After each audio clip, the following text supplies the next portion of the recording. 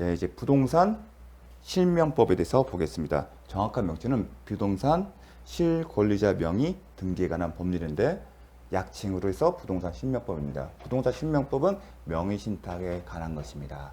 먼저 법이 정하고 있는 개념을 먼저 보도록 하겠습니다. 자, 부동산 실명법에서 정하고 있는 명의신탁에는 이렇게 되어 있습니다. 부동산에 관한 소유권이나 그 밖의 물건을 명의신탁의 대상이 되는 권리가 소유권뿐만 아니라 기타의 물건도 포함이 된다는 겁니다. 저당권이 될 수도 있다는 얘기입니다. 그런데 수험생 입장에서는 소유권, 이게 대표적입니다. 그래서 수험생은 소유권을 전제로 해서 공부를 하시면 됩니다. 소유권을 보유한 자, 소유권을 보유한 자 보세요. 등기부상 소유자. 뭐라고요? 등기부사 소유자로 등기된 자라고 생각하시면 됩니다. 다만 건축물의 신축의 경우에는 187조에 따라 등기가 없다 하더라도 소유자가 되지만 수험생에서는 등기부상 소유자로 등재된 사람, 그렇게 생각하시면 됩니다. 또는 이자요. 사실상 취득하거나 취득하려고는 자.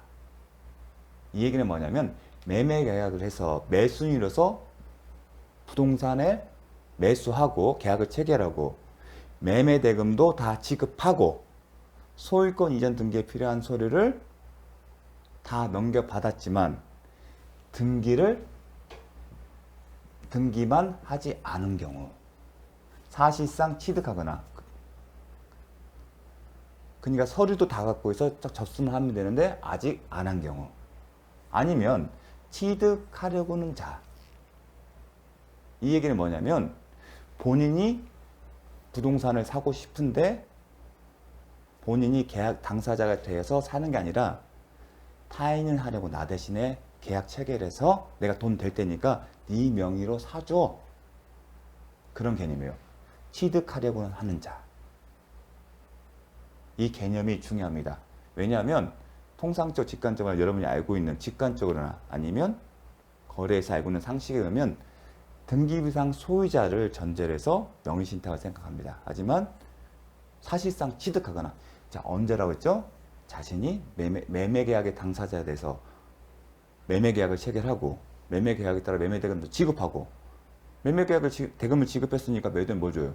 소유권 이전 등기에 필요한 서류를 줬지만 뭘 했다? 등기를 안 했다는 겁니다. 하면 취득하려고는, 자, 여러분이 가지고 있는 좋은 땅을 제가 사고 싶은데 제가 사게 되면 세무나 국세청에 레이더에 걸려서 세무조사가 나올 것이 없으니까 제 친한 사람한테 내가 돈 줄 테니까 네가 가서 내 대신에 저 물건 좀 사. 그런 경우입니다. 그런 개념에서 차이가 뭐냐면 보유한 자, 사실상 취득하거나 취득하려고 하는 자, 사실상 취득하거나 취득하는 자를 뭐란다? 실권리자라고 표현해요. 이거랑 지금 비교를 해서요. 보유한 자. 다 합쳐서 실권리자라고 합니다. 보유한 자, 사실상 취득하거나 취득하는 자를 뭐다? 실권리자라고 합니다. 그런데 보유한 자는 등기가 돼 있는 사람이죠. 이게 양자간 명의신탁을 해요. 명의신탁을 하게 되면 개념이 있고 유형이 있어요. 그럼 세 가지 유형을 배울 거예요. 이제 교과서를 자습서를 보게 되면 이제 세 가지 유형을 언급을 합니다. 그 유형에 따라서 이제 살펴보는데 요게 뭐냐면 양자간. 사실상 취득한 경우. 잘 기억죠. 아까 매매계약서도 자기가 본인 이름을 사고 돈도 줬는데 뭘 안 했다? 단지 등기만 안 했을 경우. 이게 삼자간 또는 중간 생략형, 중간 생략 등기형, 중간 생략 등기형 명의신탁. 요게 계약 명의신탁. 이렇게 나눠져요. 그러니까 이 유형이 결국은 이 명의신탁 약정 개념에서 나오는 거예요. 이 개념 자체는 이 모든 세 가지 유형을 다 포괄시키는 겁니다. 자, 개념 3사 보유한 자는 등기한 자, 이거 중요합니다. 개념을 사실상 취득은 내가 매매계약을 체결하고 돈도 주고 소유권 제도 비로소를 갖고 있는데 반드시 뭘 했다? 등기를 안 했어요.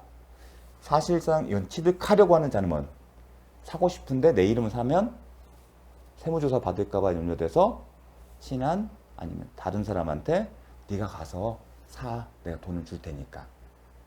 요 말한 내용을 그대로 기억하십시오. 나중에 가게 되면 유용하게 써먹을 겁니다. 그런 사람이 자 어떤 내용이냐면 타인과의 사이에서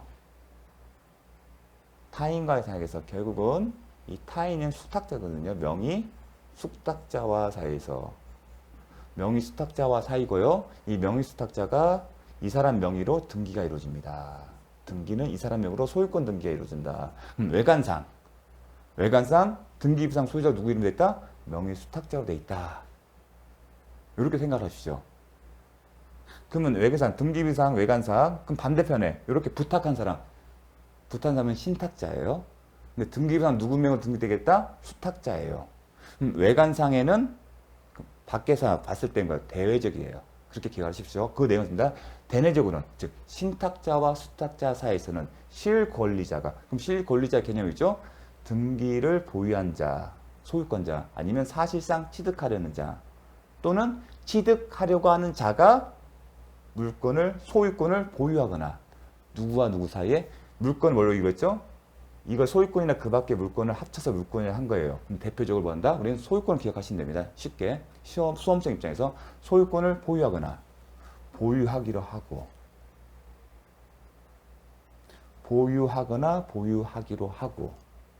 이 얘기가 뭐냐면 명의신탁자가 등기가 된 경우 제가 설명드렸지만 그렇게 하지 않아도 된다는 겁니다. 즉 명의신탁 약정을 체결함에 있어서 약정에 따라 반드시 명의신탁자 앞으로 등기가 될 필요가 있다 없다? 없다는 것을 전제하는 겁니다. 다만 이해를 편하게 하기 위해서 제가 그렇게 생각하시는 거예요. 그러니까 명의신탁 명의로 등기가 되어 있지 않다 하더라도 명의신탁 약정은 성립된다. 그게 포인트입니다. 왜냐하면 보유하기로 하고 했기 때문에 그에 관한 등기는 타인 명의로 하는 대외적으로 누구 명의라 수탁자 명의로 한 겁니다. 그게 명의신탁 약정이에요. 그러니까 그래서 그 부분을 이제 설명을 드린 겁니다. 자, 개념 다시 한번 강조를 했습니다. 잠깐만요. 자, 그래서 요걸 먼저 볼게요. 명의신탁 관계가 성립하기 위하여 우리가 혼동하기 쉬운 게 뭐냐면 수탁자 명의로 등기되는 경우 제가 설명을 했지만 대부분 강의도 그렇게 해요. 그래야만 이해가 직관적으로 빠르기 때문에 정확한 개념은 아니다. 그걸 이제 문제로 나왔어요. 이렇게 나와요. 명의신탁 관계가 성립하기 위하여 명의수탁자 앞으로 새로운 소유권 이전 등기가 행하여지는 것은 반드시 필요한 것은 아니다. 이게 맞는 질문이에요. 우리가 강의를 듣거나 아니면 설명을 들을 때면 대부분 수탁자 앞으로 등기가 되는 것을 전제로 해서 모든 게 이루어져요. 강의 자체는. 왜냐하면 권리구제 수단을 묻기 때문에 그 등기가 명의신탁자 앞으로 등기가 유효한지 유효 여부에 따라서 권리구제 수단은 무엇인지 그런 걸 물어보거든요. 그렇다 보니 등기가 된 상태에서 봐요. 직관. 그렇다 보니 이런 질문을 보게 되면 고개를 갸우뚱해요. 이게 뭐지? 이 개념은 어디서 나왔냐면 여기서 나온 거예요. 물건을 보유하거나 보유하기로 하고 네 앞으로 등기하고 수탁자 등기하고 그 얘기는 아직 등기를 안 했다는 얘기예요. 바로 이 보유하기로 하고 이해되시겠습니까? 그래서 요 표현 때문에 요 지문이 나오는 겁니다. 부동산 시범 적용 대상에서 즉 반드시 등기가 돼야만 수탁자 앞으로 등기돼야만이 적용된 게 아니라 보유하기로 한 경우에도 적용이 되는 겁니다. 자, 또 하나 우리가 그렇게 되면 등기는 그에 관한 등기는 지금 대표적인 게 물건이잖아요. 그 대표적인 게 소유권으로 생각했어요. 이게 우리가 강의를 듣거나 기존에 공부를 하셨던 분은 대부분 소유권을 전제로 했어요. 그렇다 보니 갑자기 부동산 실명법 제2조 1호 따라 명의신탁 약정에 따르면 개념에 따르면 등기는 가등기를 포함한다 이 표현이 낯설어요. 소유권은 배웠는데 가등기? 교육 물건에 대한 가등기? 소유권 이전 증거 청구권 가등기? 이게 뭐지? 왜냐면 강의를 할 때는 수탁자 앞으로 소유권이 딱 넘어간 것을 전제로 계속 공부를 하기 때문에 열심히. 그래서 이 질문이 낯선 거예요. 근데 이거 답도 어디 있어요? 등기에 뭐라고 써 있냐면 법조문에 가등기를 포함한다 하고 한 거예요.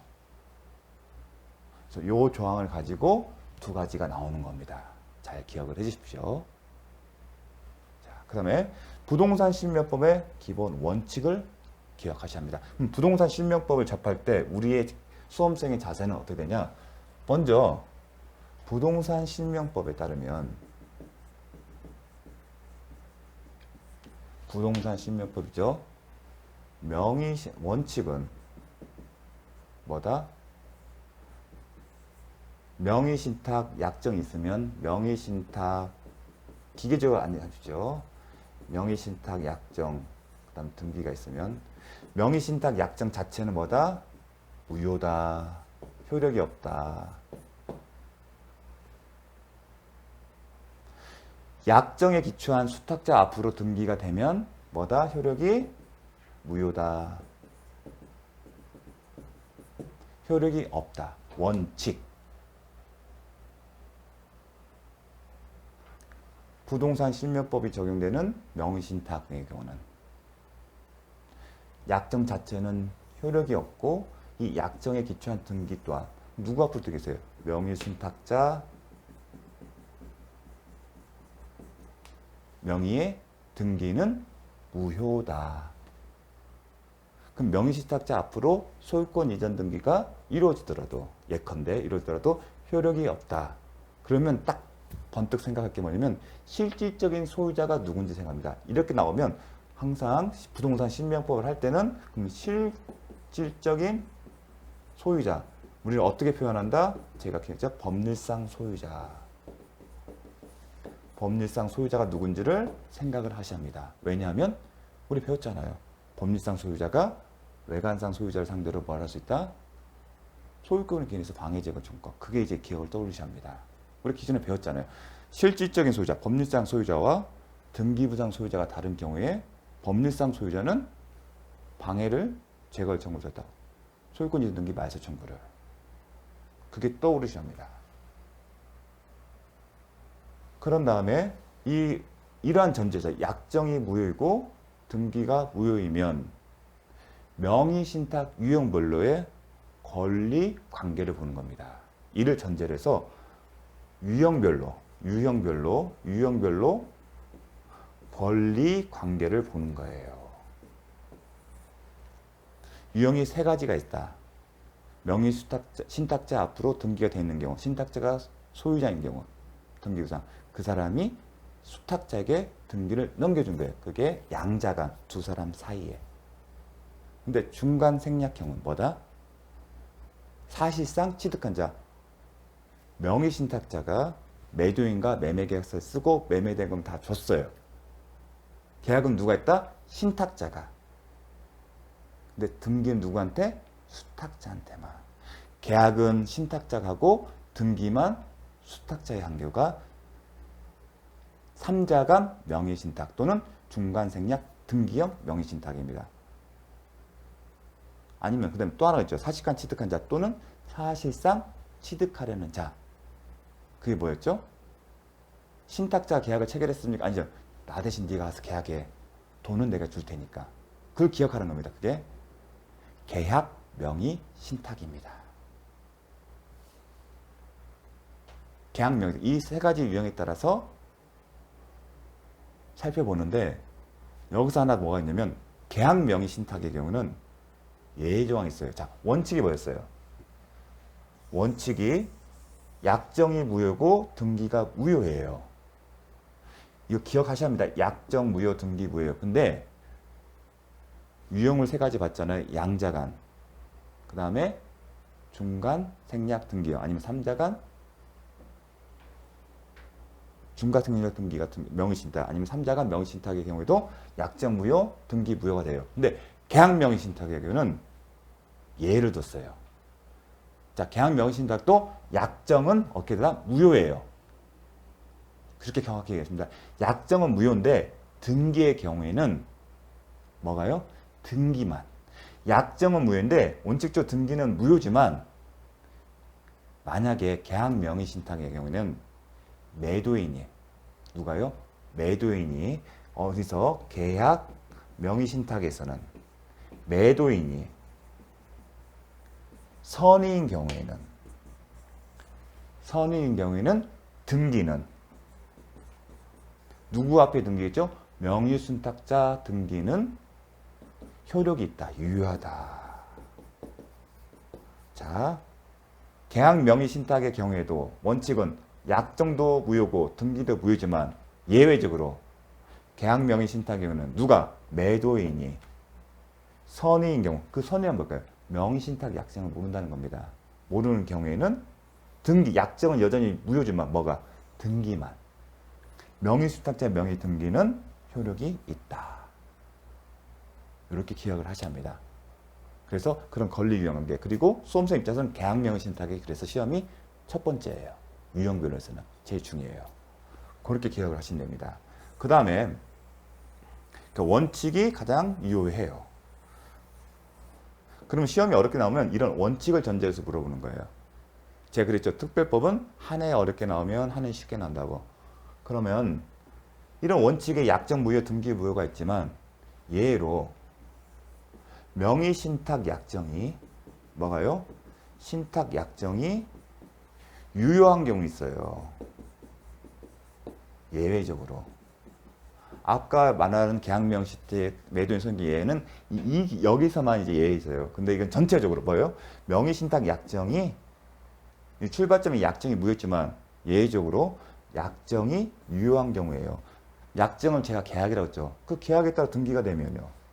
등기도 역시 유효하죠. 그럼 예외적으로 명의신탁 약정이 유효한 경우가 어떤 경우인지를 묻습니다. 그리고 명의신탁 약정이 유효할 때의 법률관계를 묻습니다. 대부분 수험생의 시험은 양자간 명의신탁이 유효하다는 점에서 복잡하게 되진 않아요.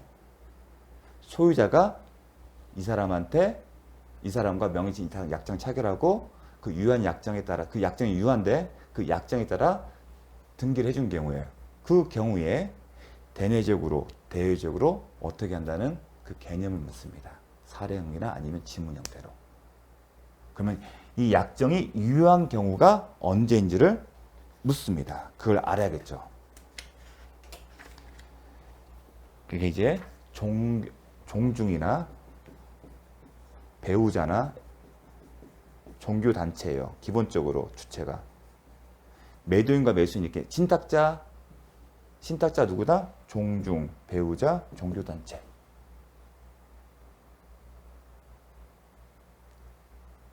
이 사람인데 단서가 붙어요. 그게 중요합니다. 왜냐하면 부동산 실명법은 어떤 목적이냐면 소유권을 타인으로 넘기는 이유는 딱 목적이 분명해요. 세금과 관련된 거, 아니면 간제 집행을 면탈하는 거, 아니면 기타 법령의 제한을 피하고 싶은 거예요. 그러니까 이러한 경우에 약정은 유효하겠지만 제한을 뒀어요. 어떤 제한?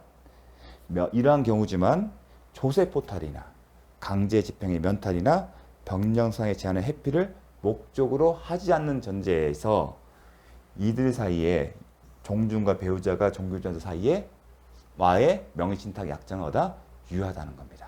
그걸 정확하게 합니다. 이런 조세 포탈이나 강제 집행 면탈이나 아니면 법령의 제한을 회피할 목적이 아니합니다. 만약에 그런 목적이 있다면 여전히 원칙에 따라 무효가 되는 거고 그 약정이 무효인 약정에 따라 등기를 이루어지면 그 등기 또한 무효가 된다는 겁니다. 효력이 없다는 겁니다. 그러니까 물권 변동에 효력이 없다는 겁니다. 등기에 효력이 없다는 얘기는 뭐죠? 비록 등기부상에 소유권 이전 등기가 격려되었다 하더라도 물권 변동에 효력이 없다. 즉 소유권 이전 등기에 효력이 없다는 얘기는 그 사람은 소유자가 아니라는 거죠. 그렇게 얘기하죠. 등기 효력이 없다는 물권 변동 효력이 없다. 그렇게 그 부분이 중요합니다. 그 다음에 우리가 지금 명의신탁 약정을 규율하는 거예요. 그러면 외관상 언뜻 보면 명의신탁 약정으로 보이는 것들이 있어요. 하지만 실질은 명의신탁 약정이 아닌 경우. 그럼 명의신탁 약정이 아니면 부동산 실명법이 적용된다, 안 된다? 안 된다. 이 출발점은 실명법이 적용되는 것은 명의신탁 약정이에요. 그럼 명의신탁 약정이 해당되지 않으면 부동산 실명법이 적용되지 않겠죠. 이게 부동산 실명법의 큰 틀에서 출제 범위입니다. 실명법이 어려워요. 왜냐하면 낯설고 그리고 권리구제수단을 묻기 때문에 이게 도통 이해가 안 돼요. 복잡해요. 근데 그걸 이해하는 방법은 이런 큰 틀을 이해하는 거예요. 아, 시험에 이런 거 나온다. 제가 이렇게 강의를 하면서 특별법 할 때도 이렇게 전체적으로 개관을 하지는 않습니다. 근데 실명법의 어려운 일은 이런 개관이 머릿속에 딱 잡혀 있어야 돼요. 그래서 이게 뭘 묻는지를 그 주소를 정확하게 찾아야만이 즉각적으로 풀 수가 있습니다. 그러니까 부동산 실명법은 명의신탁 약정을 전제로 해서 한 겁니다. 따라서 명의신탁 약정이 아니면 실명법이 적용 안 된다. 예컨대 구분소유적 경우입니다. 그럼 신탁법상의 신탁. 우리 신탁법상의 신탁, 이제 공인중개사 실무를 하게 되면 신탁법상의 신탁은 토지 신탁, 그 은행도 많이 신탁회사를 설립했어요. 그 경우에는 대내적으로는 대외적으로는 전부 가요. 근데 신탁이라는 표현을 쓰기 때문에 헷갈리는 거예요. 법률과는 틀려요. 명의신탁 약정은 다른 게 뭐냐면 신탁법이 되면 대내적뿐만 아니라 대외적으로 다 수탁자가 소유자예요. 근데 명의신탁 약정은 대내적으로는 신탁자가 소유권을 보유하고 대외적으로 제3자의 관계에서만 소유자가 누구다? 수탁자라는 거예요. 대내 대외. 근데 신탁법상 그런 게 아닙니다. 자, 그런 것. 또 양도담보, 가등기담보. 그런 경우에는 약정이 아니란 겁니다. 자, 그거를 보겠습니다. 자, 개관이 됐죠? 자, 그러면 이제 개관을 다시 한번 이제 본론에 들어가기 전에 다시 한번 복습하시면서 잘 기억을 해 주십시오. 이게 주소가 어딘지를 잘 기억을 하면서 이 큰 그림을 보시면서 제가 숲을 보면서 나무를 봐야 합니다. 그래야 이해의 속도와 그리고 이해 암기의 속도가 빨라집니다. 신명법이 이렇게 쉬운 건 아닙니다. 잠시 쉬었다 하도록 하겠습니다.